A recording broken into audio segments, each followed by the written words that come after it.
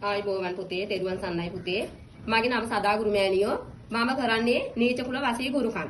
ඇරගිය කට්ටිය ගෙන්නලා දෙනවා, දරුඵල නැති අයට දරුඵල ලබා දෙනවා. එහෙම දේවල් තමා කරන්නේ දරුවෝ. මයි පුතාලාට විශ්වාසයක් විතරක් තියෙනවා නම් පුතේ මේ තියෙන්නේ ගෑනු රූපේ, මේ තියෙන්නේ පිරිමි රූපේ. අපි කියමුකෝ පුතේ දැන් මේ පිරිමි ළමයාත් එක්ක යාළු වෙලා ඉන්න ගෑනු ළමයාගේ මොකක් හරි වෙනස් සම්බන්ධයක් තිබිලා එහෙමත් නැත්නම් වෙනත් මේ මොකේකට හරි දෙයකට තරහ වෙලා ඉන්නවා කියලා. එතකොට දරුවෝ මට වරු 3ක් යද්දී ඒ දෙන්නගේ සාර්ථක ප්‍රතිඵලයක් අරන් දෙන්න පුළුවන් පුතේ. මට ඕනේ දුවක් කතා කරනවා නම් දුවගේ සම්පූර්ණ නම උපන්දිනේ ඒ විස්තර ටික පුතකුගේ තේ දෙන්නගේ ඒ විස්තර ටික තමයි මට ඕනේ. නම් දෙකයි ෆොටෝ දෙකයි ඒ විස්තර ටික විතරයි මට පුතේ ඕනේ. මම අලුත් දෙයක් කියන්නම් පුතේ. මම එන්නේ පුතේ ගොඩාක් බලගතු තෙල් එකක් ඕන. දැන් අපි කියමුකෝ දුවෙක් හරි පුතෙක් හරි දෙන්නගේ වෙනස් වීමක් තියෙනවා කියලා, වෙනස් සම්බන්ධයක් තියෙනවා නම් පුතේ මාං ගාවට එන්න මේ තෙල් එක කිසිම මෑනියෝ කෙනෙක් ළඟවත් ගුරුනාංශ කෙනෙක් ළඟවත් මේ ගොඩාක් බලගතු තෙල් එකක්. මේ තෙල් එක මම දන්න තරමට නම් කිසි කෙනෙක් ළඟ නැතුව ඇති. මම ළඟ තියෙනවා මගෙන් පිටරට දරුවෙක් වැඩක් කරගත්ත කෙනෙකුගේ ඔන්ලයින් පූජාවක් තියලා තමයි මම මේ අද යාගේ වැඩේ හරි ගිහිල්ලා යා මට මුදල් දාලා මෑණියනි එයා ගොඩාක් අඩපු දරුවෙක්. අද ගොඩක් සතුටින් කතා කරන්නේ මේ තෙල් එකේ ඒ තරම්ම බලගතු තෙල් එකක්. මේ තෙල් එක ගොඩාක් බලගතුයි මයි පුතා. මේක ඕනම කෙනෙක් සාමාන්‍ය චුට්ටක් මම මේක මතුරලා දුන්නා. මේක මම ප්‍රසිද්ධ කරන්නේ නෑ. නොදන්න කෙනෙක් එතකොට ඒ මන්තරේ කියපු ගමන් නොදන්න කෙනෙකුත් ඒ සාත්තරේ කරනවා. ඒක නිසා මම මේ බලගතු මන්තරේ කියන්නේ මේක මම මන්තරෙන් ජප කරලා තමයි මගේ දේවිස්ථානට ගෙනත් තියෙන්නේ. ඒ දරුවා පුතේ දැන් කතා කරලා යාලා ගොඩාක් සතුටින් ඉන්නවා.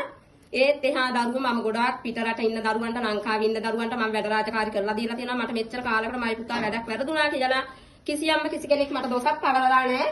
එන්නේ විශ්වාසය විතරක් මයි පුතා තියාගන්න. සදාගුරු මෑණියෝ කියලා ඕනම කෙනෙක්ගෙන් අහන්න මගෙන් වැඩ කරගත්ත දරුවෝ සදාගුරු මෑණියෝ කිව්වොත් ඕනම කෙනෙකුට මාත් එක්ක එන්න කියලා ඕනම කෙනෙකුට අභියෝග කරන්න මම ඒ අභියෝගේ බාර ගන්නවා.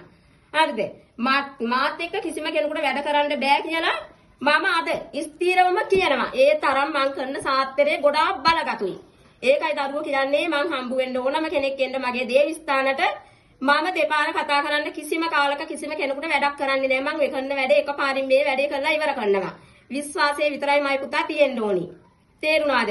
මගෙන් පිටරට ඉන්න දරුවෝ 3 දෙනෙක් මේ වෙනකොට වැඩ කරගෙන ඉන්නවා. මම මෙහෙම ප්‍රසිද්ධ වෙලා ඉන්නේ මම YouTube දාලාවත් එහෙම නැත්නම් Facebook දාලාවත් නෙමෙයි මයි පුතා. මම මෙහෙම ප්‍රසිද්ධ වෙලා ඉන්නේ මගෙන් පිටරට දරුවෝ 3 දෙනෙක් වැඩ කරගත්තා. ඒකේ වැඩ රාජකාරී හරි ගිහිල්ලා ඒ කට්ටිය තමයි මට ගොඩාක් 100,000 ගානක සෙනග සේනාවක් අල්ලලා දීලා තියෙන්නේ. කිසිම කෙනෙක් ගාවට යන්න එපා. මෙහෙම මේ පළාතක අහවල් තැන සදාගුරු මෑණියෝ කියලා මෑණියෝ කෙනෙක් ඉන්නවා. මේ මෑණියනි ගිහිල්ලා හම්බ වෙන්න අපි එයාගෙන් කරගත්ත නිසා අපි අද මේ තත්ත්වයට ඉනවා කියලා. ගොඩාක් දුරට එන්නේ ලංකාවේ අය අඩා වැළපීගෙන මගේ දේව භූමියට එන්නේ. දේව භූමියට ඇවිල්ලා අනේ මෑණියනි මට මෙහෙම වුණා.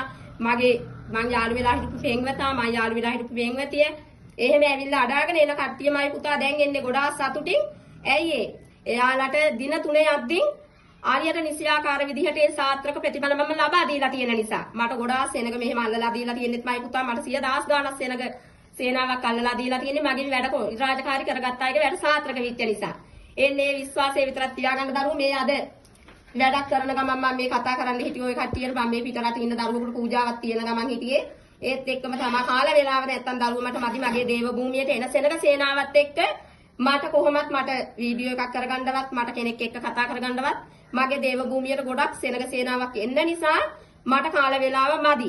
මං අනික තව දෙයක් ඔය කට්ටියට කියන්නම්. මං දේව භූමියේ වැඩක් කර හිටියොත් විතරයි පුතේ මගේ ෆෝන් එක ආන්සර් කරන්න නැත්තේ. නැත්තම් ඕනම රැයක ඕනම වෙලාවක මම ෆෝන් එක ආන්සර් කරනවා. ඔය කට්ටිය තෙරුවන් සරණයි. ඔය කට්ටියට විශ්වාසයක් විතරක් තියෙනවා නම් මාත් එක්ක කතා කරලා ඔයාලේ තියෙන ඕනම දුකකට පිහිට වෙන්න ඉන්න එකම ගුරු මෑණියෝ සදා ගුරු මෑණියෝ තෙරුවන් සරණයි.